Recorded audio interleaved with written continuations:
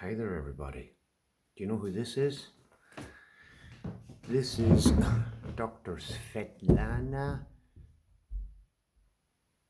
Berdyugina. Berdyugina? Berdy? I don't know whether she has a Berdyugina or not. I wouldn't ask her. She ain't my type.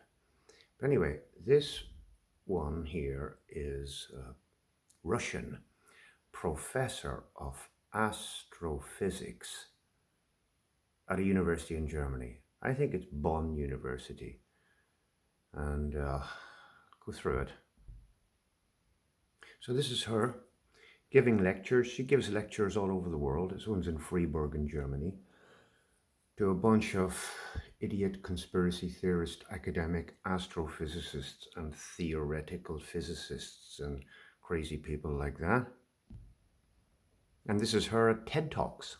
So she is important enough to be brought along to TED Talks to speak to these TED Talk people, right? And I can't get it into focus here. So, like, she's not your average garden variety astrophysicist, okay? She's one of their top people. And not many people can get close to an astrophysicist. But this one here, and she's one of their top people, she sat down with someone for an interview. She was duped. She didn't really know what was coming, but she went along with it anyway. Really see what happens. So this is her up close doing a pose. Yeah, just so you can get a good look at her.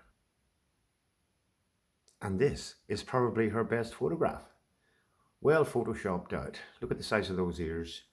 And Adam's apple's probably removed and all that. But wait till you hear what she has to say.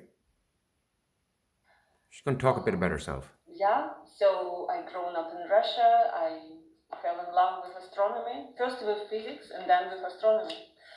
And I realized that I want to understand the universe.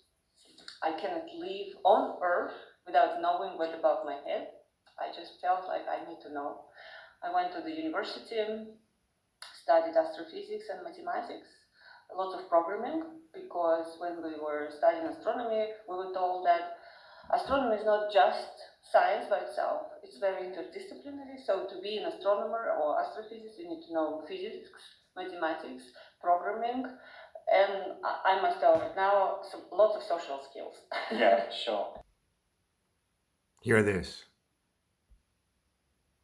Changes in electromagnetic activity and spectral activity and brightness, such as the image in the bottom left, how does this turn into all this information about volcanoes and water and size and atmosphere? These are just models. All the pretty pictures of exoplanets, they are all artist impressions. Sure. Yeah. Do you think that's misleading to the public? Yes, I do. It's pretty beautiful, and if you are not in the field, like a public, you look at this, it's like, wow, this They is found this. Yeah, they found this, and it's absolutely misleading. I disagree with this, yes. Do you think she said? Did you hear that? Dr. Svetlana Berdyugina, senior astrophysicist at university in Germany, teaching all these people about planets and Mars and space and Uranus and not, Uranus, not mine. And she has just gone and said that all of these are artists' renditions, computer-generated images, and when asked, does she agree? Does she think this is a good idea to deceive the world like this here with these artists' impressions? What does she say? She says no, she disagrees with it. So where do you go from here? This Neil the grass-fed bison and Bill Nye the lying guy, science guy, and all these other assholes are all saying these are all real. But this woman, she probably got dragged across the coals for this. She's Russian, so she's probably been kicked out of Germany already. She's saying and telling us straight, these are artists' renditions. These are from the imagination. And is it a good idea to teach the world shit like this? And she says no, she says it's a bad idea. She doesn't agree with it. Can you Adam and Eve it? So this is the shit that they come out with in order to hide our true realm, okay? So you've got Mercury, Venus, Mars, Jupiter, Saturn, Uranus, and Neptune, and Pluto. But look at the Earth.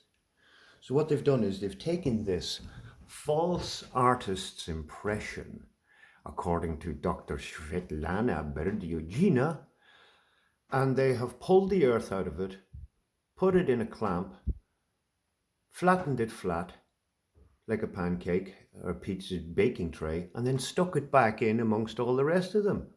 And they, ha ha ha, ha, you're so stupid. How can the Earth be flat when every other planet all around it is round and this is flat in the middle? Ha ha, you're so stupid. Well, they've taken something that's false, pulled a false Earth out of it, flattened it, drove over it with their truck, brought it back in, stick it back in here, and present this as stupid flat earthers. Okay, shall we listen to this lady once more? The water content. Let's hear it again. How do changes in electromagnetic activity and spectral activity and brightness, such as the image in the bottom left, how does this turn into all this information about volcanoes and water and size and atmosphere? These are just models. All these pretty pictures of exoplanets, they are all artist impressions. Sure. Do you think that's misleading to the public? Yes. Yes. I do. It's pretty beautiful, and if you are not... Oh. So, all kidding aside, this woman, she's just admitted it, okay?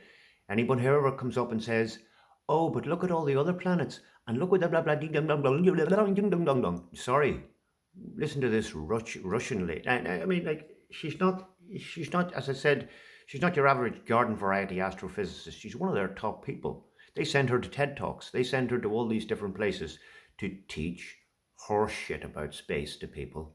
But when you catch her in a chair, now this, I'm going to put a link to in the description to this full interview, okay? It came off of a UAP channel. And she drops herself right in it, okay? This guy interviews her. He starts off really nice and cool, does not give her the impression that he's trying to catch her out.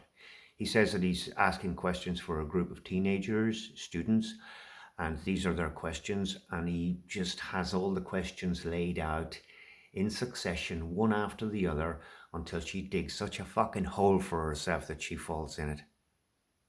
It's funny. So if you get the chance, get to watch the full video.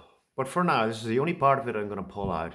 This is where she admits that all these balls spinning through space are all part of some nut job's imagination. So take it as you will there, people. Have fun with that. I'll catch you on the next one.